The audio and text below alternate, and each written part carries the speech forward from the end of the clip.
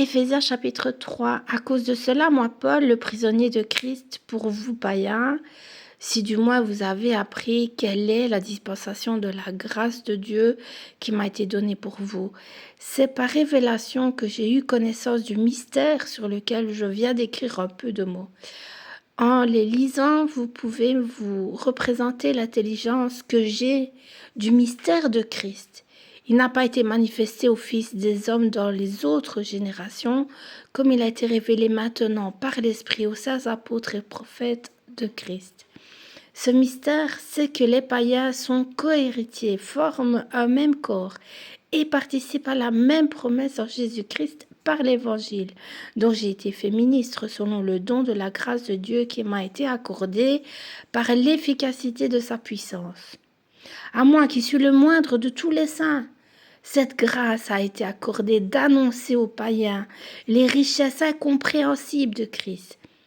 et de mettre en lumière quelle est la dispensation du mystère caché de tout temps en Dieu qui a créé toutes choses par Jésus-Christ, afin que les dominations et les autorités dans les lieux célestes connaissent aussi par l'Église la sagesse infiniment variée de Dieu, selon les desseins d'E2SEIN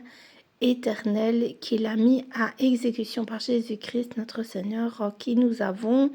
par la foi en lui, la liberté de nous approcher de Dieu avec confiance. Aussi je vous demande de ne pas perdre courage à cause de mes tribulations pour vous.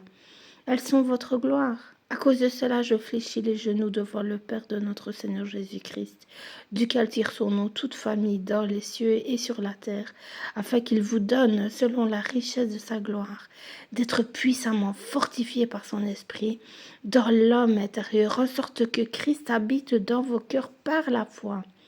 afin qu'étant enraciné et fondé dans l'amour, vous puissiez comprendre avec tous les saints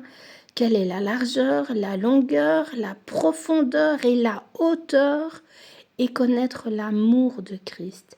qui surpasse toute connaissance, en sorte que vous soyez remplis jusqu'à toute la plénitude de Dieu.